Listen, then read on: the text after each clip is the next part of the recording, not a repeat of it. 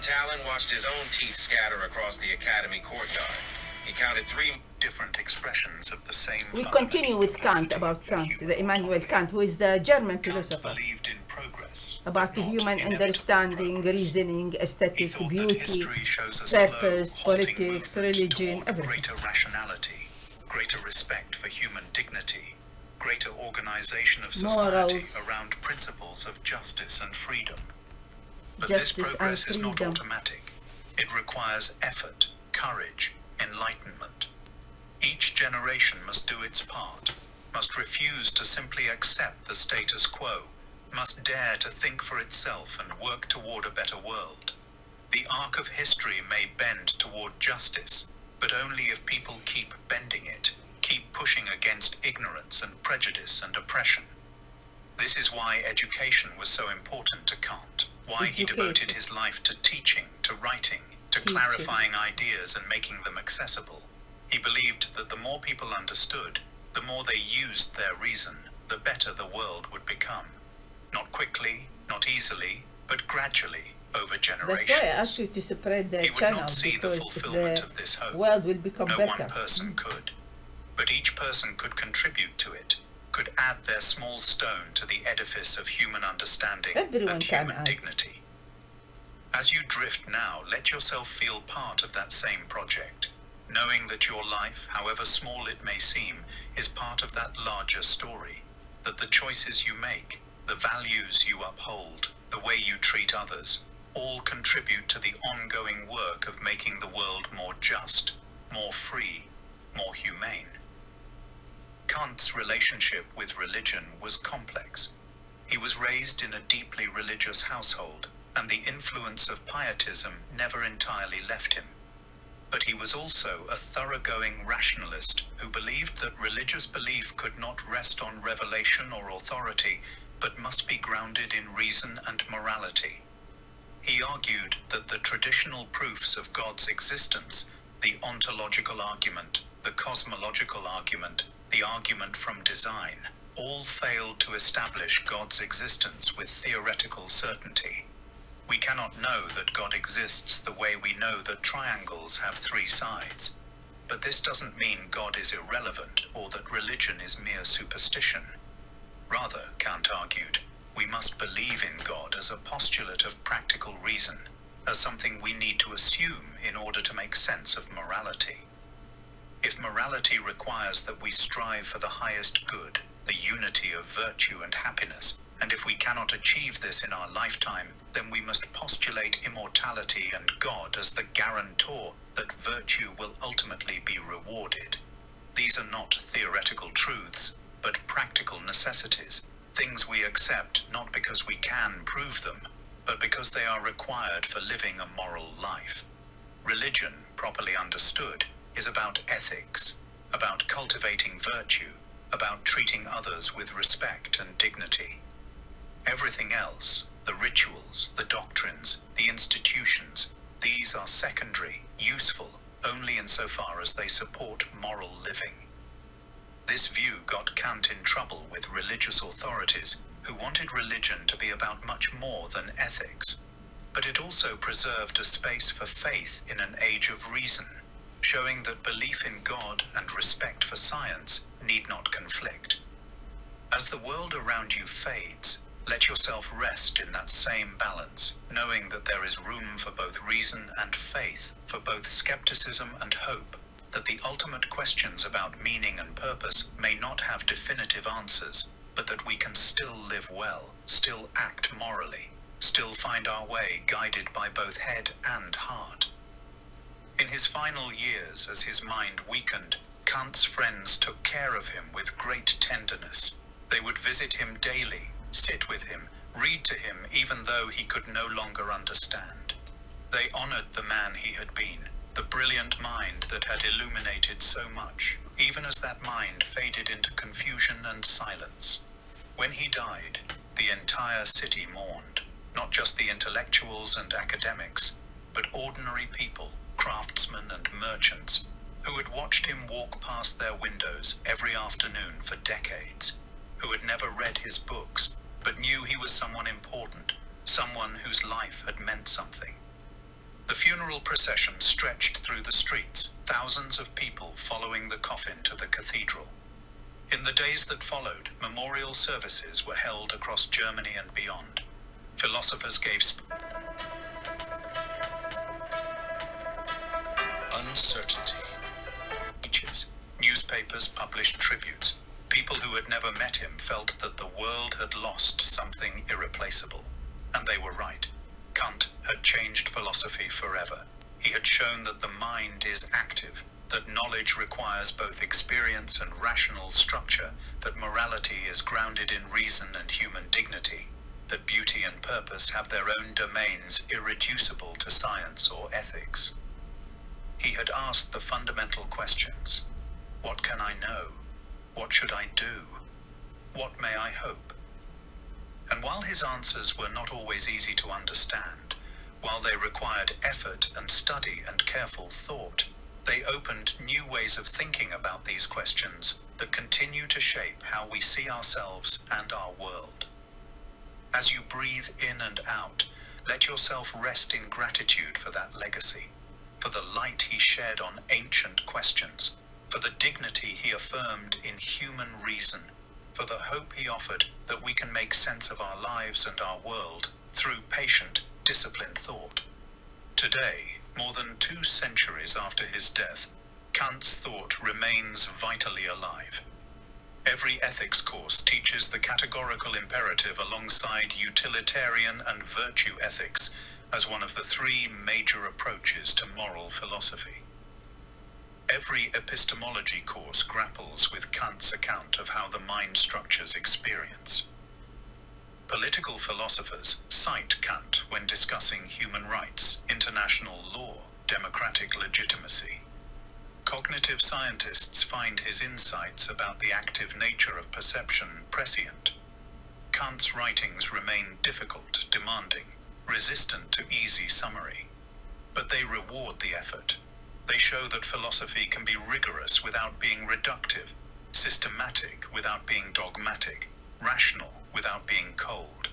They demonstrate that the most abstract questions about the nature of space and time, about the foundations of morality, about the limits of knowledge, are also the most practical questions, because they shape how we live, how we treat each other, what we value. Kant never left Königsberg, but his influence traveled to every corner of the world where people think seriously about what it means to be human. As the night deepens around you, let yourself feel connected to that same quest, knowing that you too participate in it, that every time you try to think clearly, to act justly, to see beauty, you are continuing the work that Kant and countless others have dedicated their lives to, the work of understanding and wisdom. There is a portrait of Kant that was painted late in his life.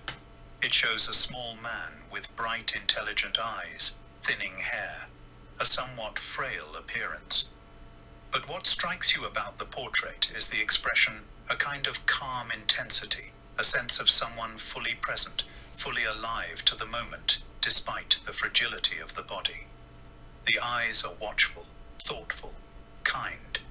This is how his friends remembered him, not as the dry pedant of caricature, but as someone genuinely interested in others, genuinely curious about the world, genuinely committed to truth. He lived simply because he needed few things.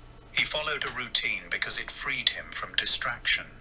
He never married because the work he wanted to do required solitude. But none of this made him inhuman or cold. He had deep friendships, enjoyed good food and conversation, took pleasure in books and ideas, appreciated beauty in art and nature. He lived in his own way the life he believed a rational being should live, using his freedom to give himself laws, acting from duty without losing touch with inclination, maintaining both rigor and warmth, both discipline and humanity.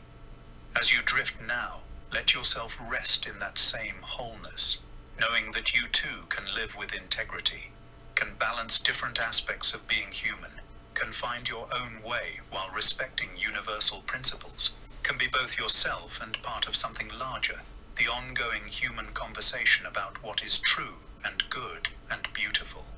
Kant's walks through Königsberg were not just exercise. They were meditation, contemplation, a form of philosophy embodied in motion. As he walked, he would work through problems that had occupied him at his desk.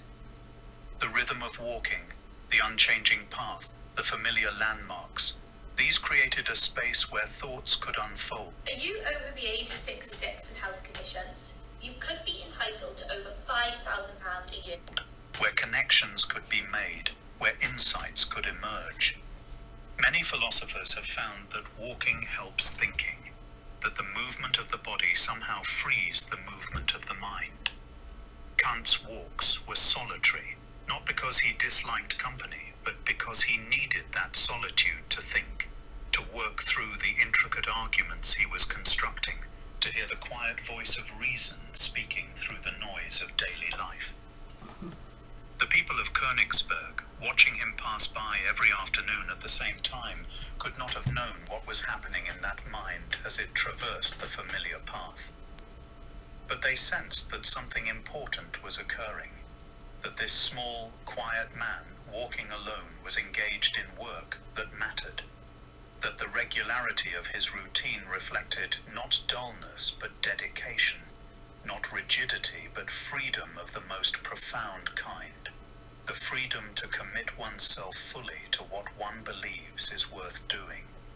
As the world around you softens, picture that figure walking through the park, the light slanting through the trees, the path winding ahead, the mind at work on questions that will outlive the body, the life itself becoming an argument for the power of reason, discipline, and dedication. And so, as you rest tonight, remember that history isn't just written in books. It lives quietly inside the minds of those who dared to question everything, who asked what we can know and what we should do, who looked inward to find the moral law as surely as they looked outward to see the starry heavens. Immanuel Kant was such a person, a man who never left his hometown yet, whose thoughts traveled across centuries, who lived by clockwork routine, yet showed us what freedom truly means, who wrote in dense, difficult prose, yet spoke to the deepest questions of human existence. He believed that every person has dignity, that reason is a light we all share, that morality is not about following rules out of fear, but about acting from principles we can affirm as rational beings.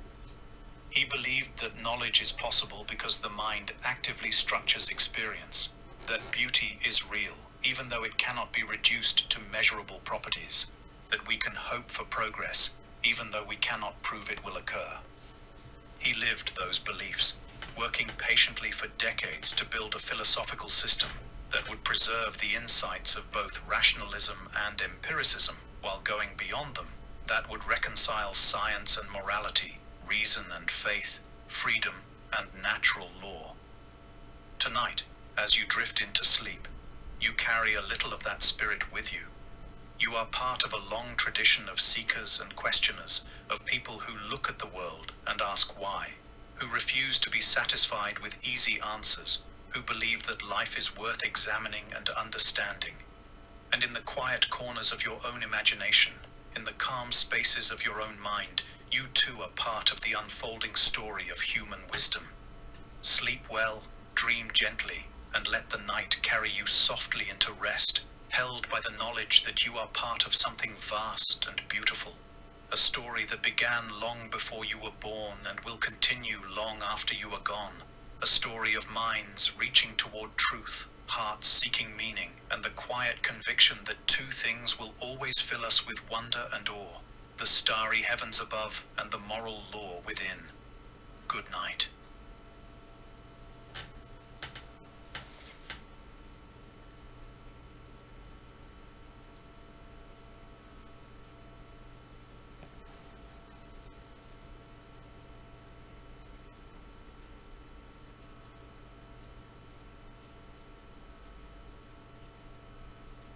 You always wondered why that app didn't exist.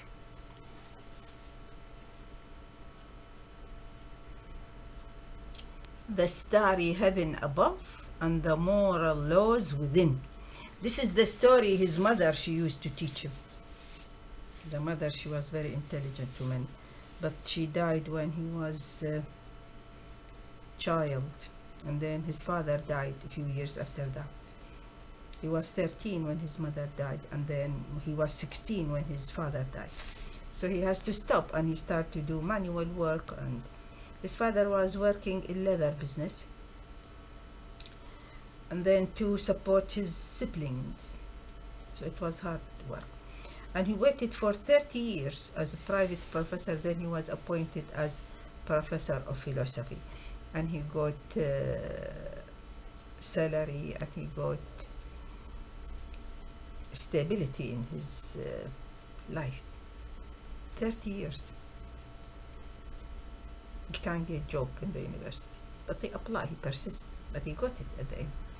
And he wrote the most important books in philosophy about human understanding, which is the critique of pure reason, and the critique of practical reason, and metaphysics of morals, and books about judgment and purpose, critique of judgment and purpose, and about the aesthetic, which is the philosophy of beauty and purpose. He wrote a lot. Okay, thank you.